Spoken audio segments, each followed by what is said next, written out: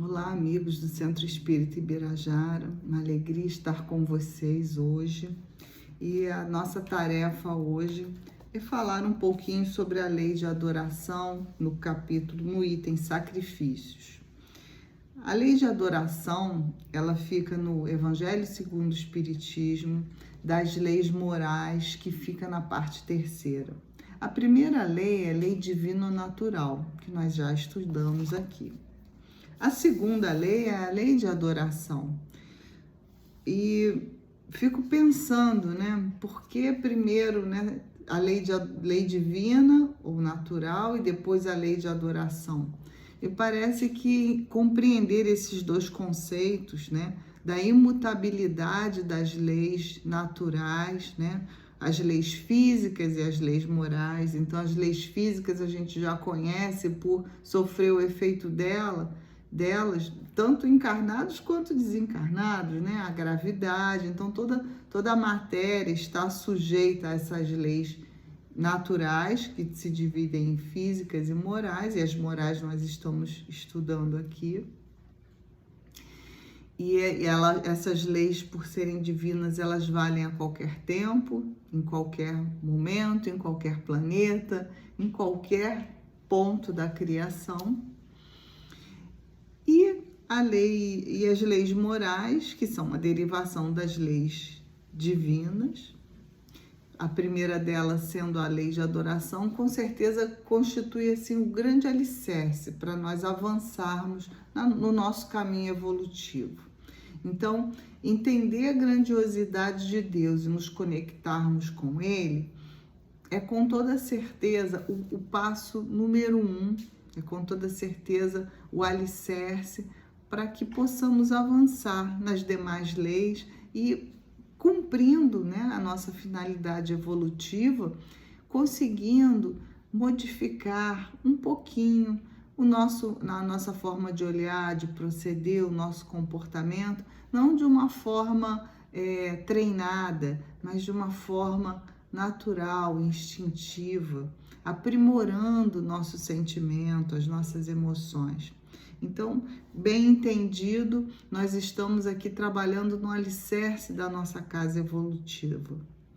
E para isso, esse item sacrifícios, Kardec se preocupa em perguntar aos espíritos sobre algo que era até bem mais próximo da realidade dele, de 1857, e ele se dedica a perguntar se agrada a Deus os sacrifícios com animais, matar animais em rituais religiosos, para que os crentes possam demonstrar a Deus o seu amor e a sua dedicação, ou até mesmo sacrificar humanos nesses mesmos rituais em nome de Deus. Claro que pensando sobre esse aspecto, muito de nós já diria, Deus me livre, que coisa horrível e tal e coisa. Mas essa realidade lá na Idade Média, perto da época de Kardec, onde até os duelos eram normais, tudo bem, não tem problema, essas perguntas têm muita pertinência, porque nós vamos percebendo que nós evoluímos no nosso pensamento. Lá atrás, na Idade Média, o homem se sentia o topo da criação. Então, ele tinha a natureza a seu serviço, os animais a seu serviço, porque ele, entre aspas, era o mais inteligente. Hoje, com a graça de Deus, e claro que com muitas dores para aprender, já pensamos um pouco diferente. A maioria de nós enxerga a natureza de uma forma simbiótica, fraterna, igual. Então, não tem diferença entre nós, por exemplo, humanos, e os pássaros ou as plantas e o vento. Somos todos natureza e estamos integrados, cada um no seu momento evolutivo. E nós precisamos respeitar esse momento evolutivo dos outros seres da criação. Claro que deixando-os passar, deixando-os viver. Não cabe a nós o desmatamento, não cabe a nós o sacrifício de animais. E aí avanço até um pouquinho, temos que pensar com maior consciência e pensar, será que precisamos tanto consumir carne bovina, suína, a carne de aves, peixes? Será que não precisamos reduzir também e até eliminar aqueles que puderem, que tiverem condição, esse consumo, em nome da preservação dos outros seres vivos do planeta? São questões que a gente precisa aprofundar ainda mais. Então, evoluímos, mas precisamos ainda pensar sobre esses aspectos. Mas voltando aqui ao nosso tema dos sacrifícios, podemos aqui pelas perguntas já de cara dizer, não, isso aqui não acontece mais.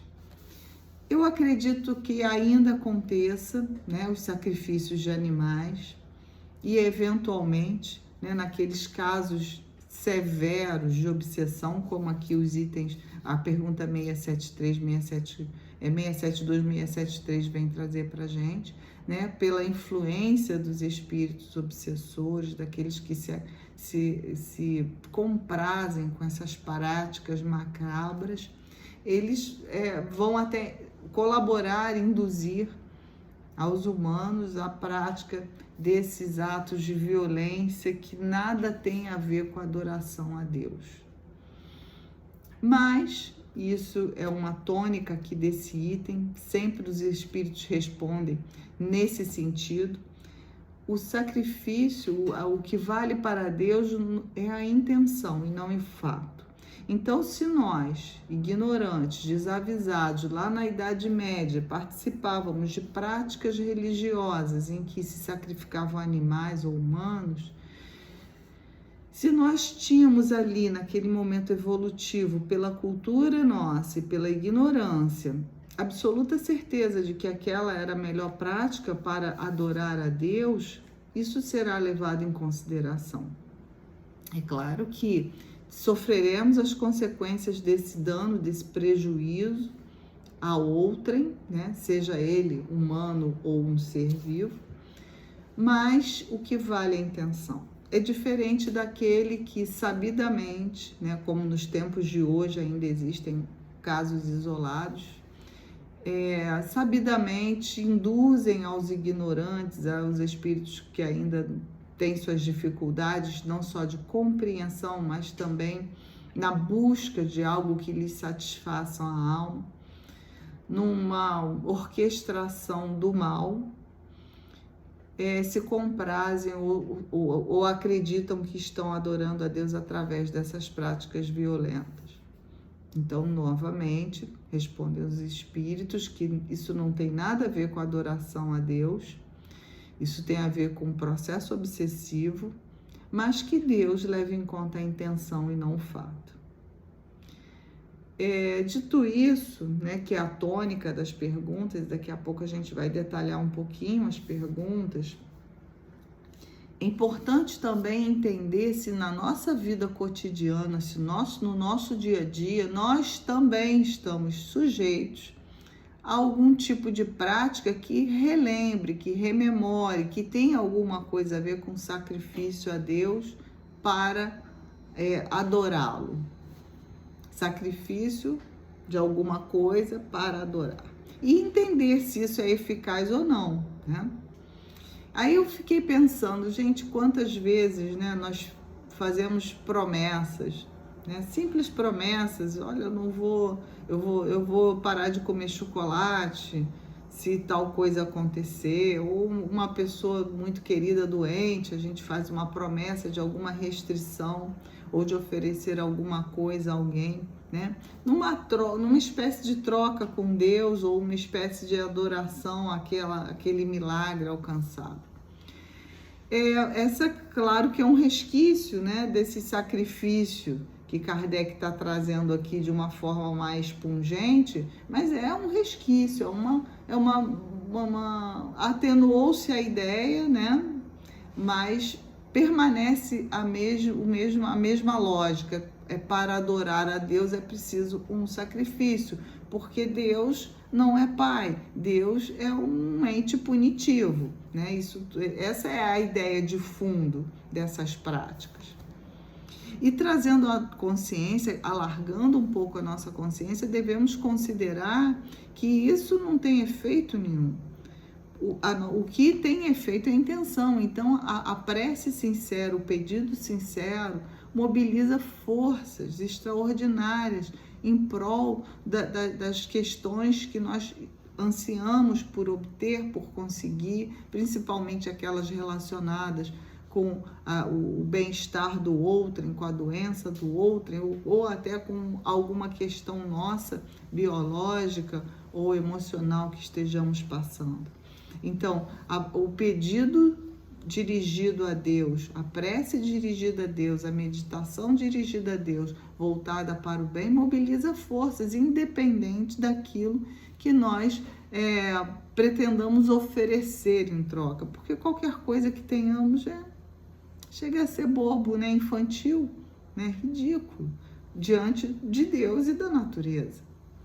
Então, que possamos perceber que esses atos de promessas, de trocas, isso tudo é um resquício desses sacrifícios de que sempre foram ineficazes, inócuos e absolutamente desnecessários.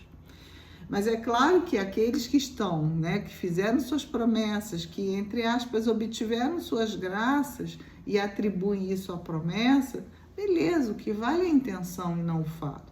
Mas, de qualquer forma, prometendo ou não, se sacrificando ou não, com toda certeza, o que valeu foi a intenção da prece, né? Então, não precisa ter nome, rótulo, forma, o que precisa ter é o sincero desejo de se obter alguma coisa e fazer esse pedido, né? E aí, com toda certeza, se estiver no nosso caminho, se for o melhor para nós, se for do nosso merecimento, com toda certeza Deus nos dará, né? O pão, nos dará o alimento, nos dará aquilo que nós estamos pedindo dentro de todas essas condições. Então, é desnecessária a promessa, é inócua, é desnecessário o sacrifício, e é isso que esse item traz aqui para a gente. Então, eu vou começar a comentar as perguntas 669 a 673. São perguntas que a gente já falou aqui en passant, mas que é importante a gente perceber, né, essas nuances para que a gente, na nossa vida prática, possa depurar a nossa conexão com Deus, né? Depurar a nossa conexão com Deus. Observar e admirar a natureza, né? Os encantos e a beleza de um dia de sol ou de um dia de chuva, a força que essa grandiosidade que a natureza traz e tem para nós, é com toda certeza o caminho melhor para se adorar a Deus, essa conexão maior. E tudo que a gente puder oferecer de material, que para nós, né, na nossa pequenez é muito importante, vai parecer uma conversa infantil, algo imaturo de quem realmente não parou para pensar no seu ato. Aqui a gente está falando só de intenção, né? Então, vamos lá. Pergunta 669. Remonta à mais antiga antiguidade o uso de sacrifícios humanos. Como se explica que o homem tenha sido levado a crer que tais coisas pudessem agradar a Deus? Então, veja, Kardec já afirma que essas coisas não agradam a Deus. Aí ele quer saber como é que a gente chegou a essa conclusão. Os espíritos respondem, é uma resposta relativamente grande, que eu vou pular uns trechos, mas vou pedir a vocês que deem uma olhada lá, questão 669, para também tirarem suas próprias conclusões. Dizem os espíritos, primeiramente, porque não compreendia Deus como sendo a fonte da bondade. Então, se a gente enxerga Deus como um Deus punitivo, a gente está agindo ali na base de troca. Não me pune, não. Não faz isso comigo, não. Eu te dou aquilo. Eu te ofereço aquilo. Então, essa tendência nossa traz muito da nossa visão de Deus que precisa ser corrigido. Nos povos primitivos, a matéria sobrepuja o espírito, predominância da matéria, né?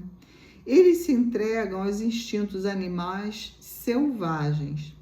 Por isso é que, em geral, são cruéis. É que neles o senso moral ainda não se acha desenvolvido. Em segundo lugar, é natural que os homens primitivos acreditassem ter uma criatura animada muito mais valor aos olhos de Deus do que um corpo material. Foi isto que os levou a imolarem primeiro os animais e mais tarde os homens. Então, quanto maior a vida, mais caro o sacrifício, né? De conformidade com a falsa crença que possuíam, pensavam que o valor do sacrifício era proporcional à importância da vítima. Na vida material, como geralmente a praticais, se houver de oferecer a alguém um presente, escolhê-lo-eis sempre de tanto maior valor quanto mais afeto e consideração quiserdes testemunhar a esse alguém. Assim tinha que ser com relação a Deus entre os homens ignorantes. Eu acho que aqui o relevante é a gente se perguntar o quanto de ignorantes primitivos nós ainda somos nas nossas práticas diárias. Nós ainda estamos negociando coisas com Deus, privações com Deus? Essa pergunta se desdobra em 2 itens. O item A, de modo que os sacrifícios de animais precederam, de que modo os sacrifícios de animais precederam os sacrifícios humanos? E aí os espíritos respondem: sobre isso não pode haver a menor dúvida, quer dizer que primeiro se sacrificavam animais e depois se sacrificavam humanos. E aí a segunda subitem da pergunta: então, de acordo com a explicação que vindes de dar, não foi de um sentimento de crueldade que se originaram os sacrifícios humanos? Quer dizer, aqueles sacrifícios humanos, aqueles rituais, não se originaram de um ato de crueldade, não de selvageria, de primitivismo dos humanos?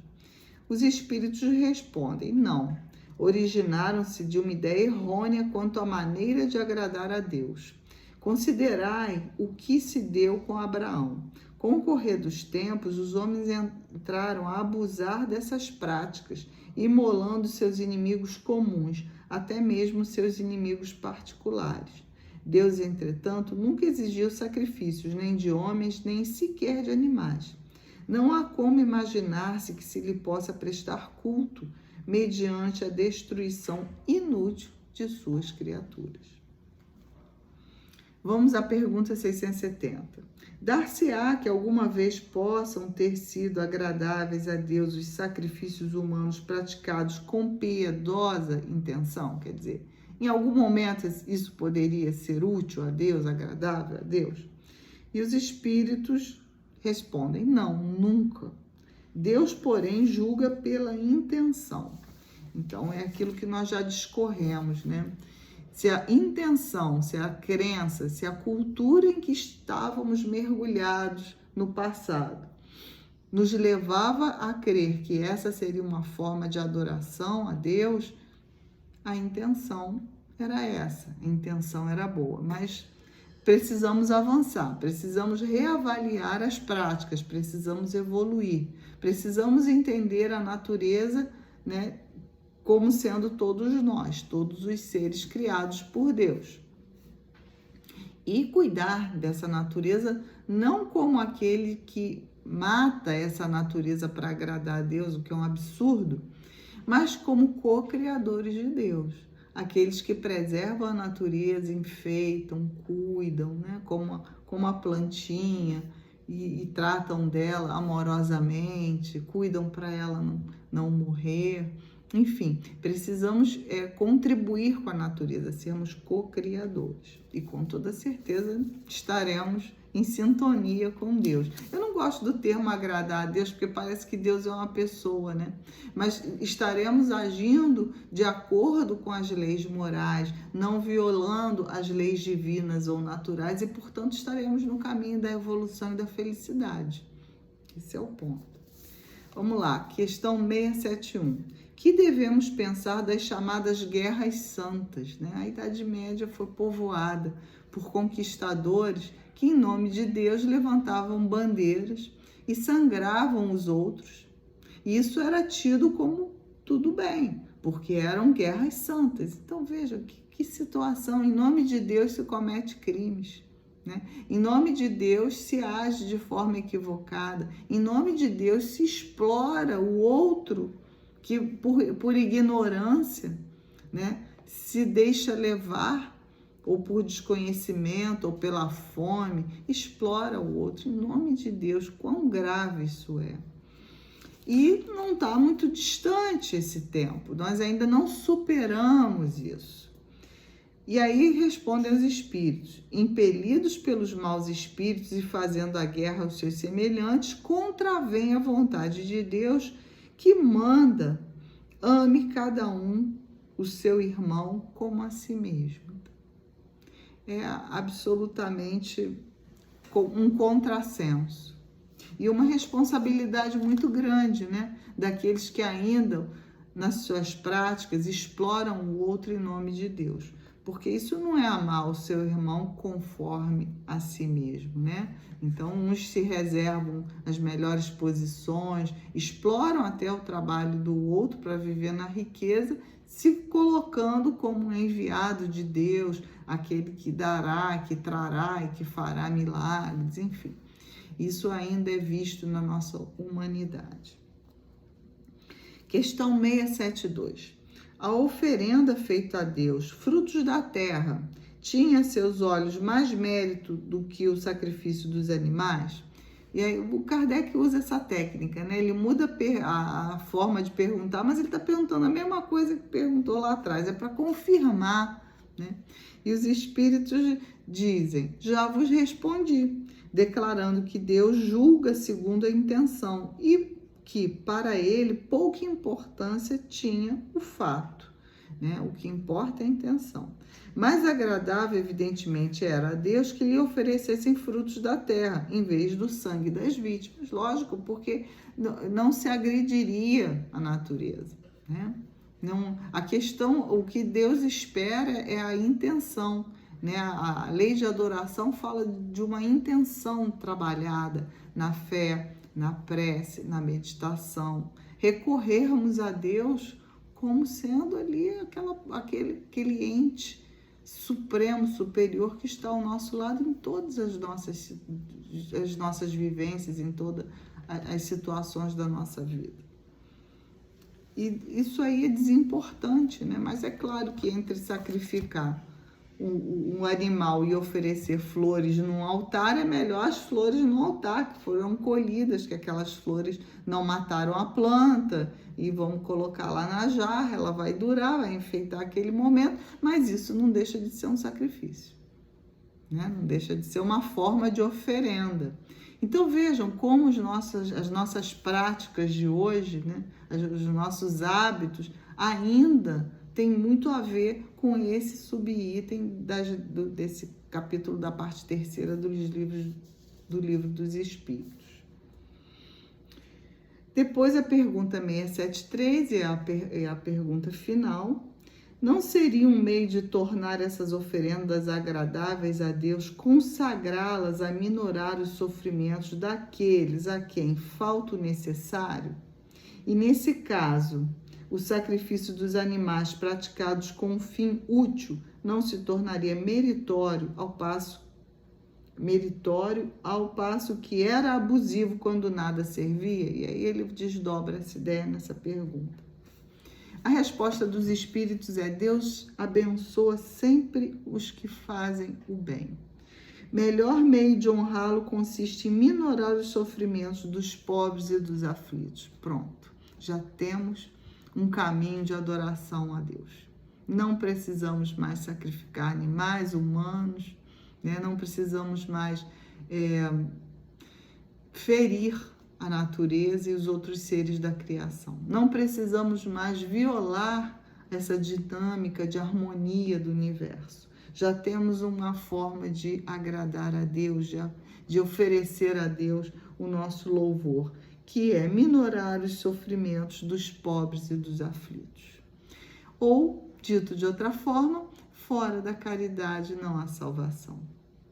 Então, que possamos perceber, né, essas lições atuais do Livro dos Espíritos e permitir que essas lições entrem na nossa vida. Bom, e hoje, nos poucos minutinhos que nos restam, eu abri ao acaso aqui esse livro de Joana de Ângeles, Momentos de Iluminação, e ela tem no item capítulo 20, uma mensagem linda, pequena, mas linda, que fala assim: firmeza no amor.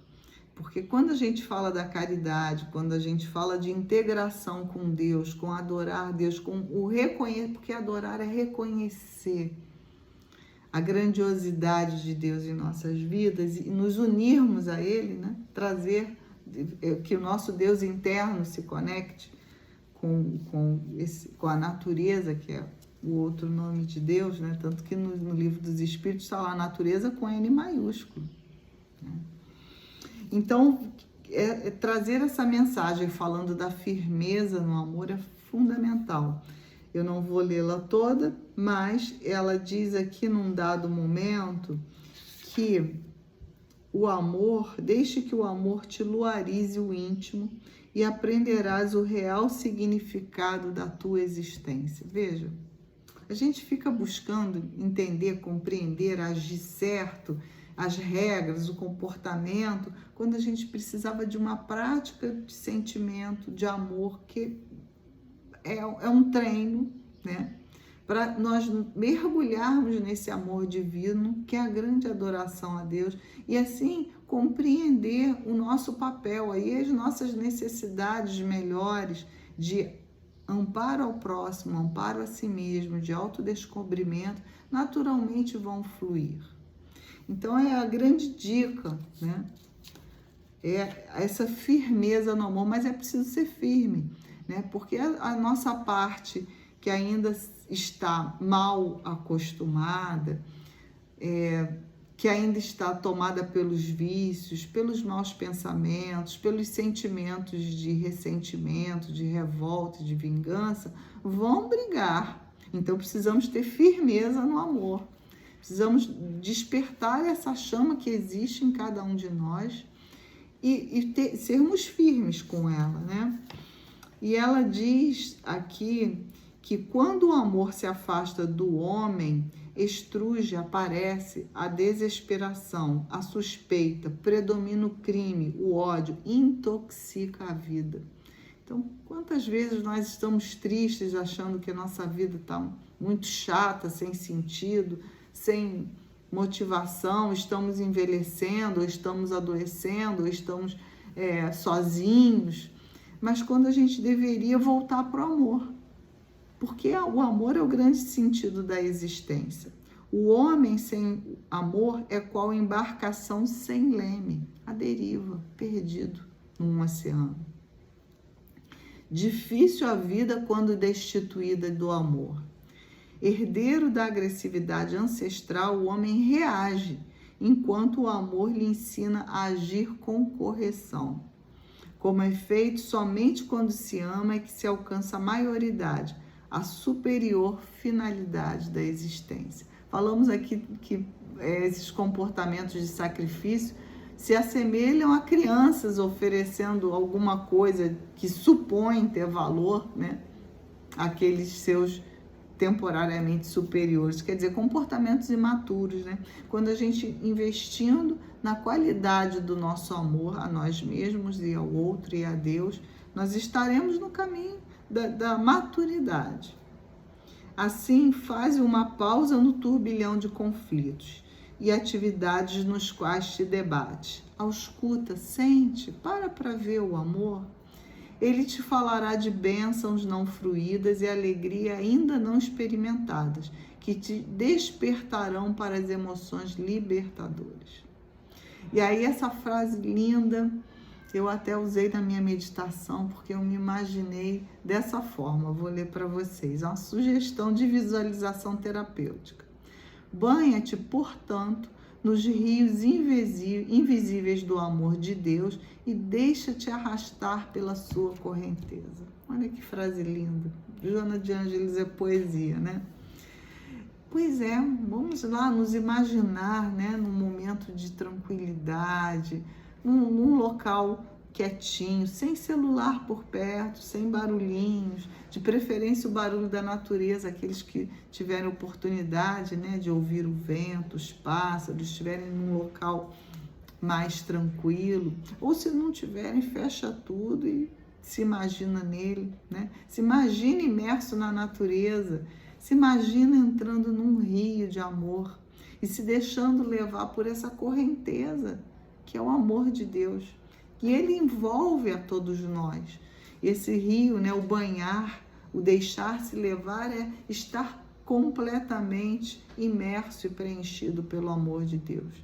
É de uma energia positiva inexplicável. É muito emocionante, né, colocar essa frase numa visualização terapêutica. Com toda certeza deve ser muito saudável também para o nosso perispírito do ponto de vista energético.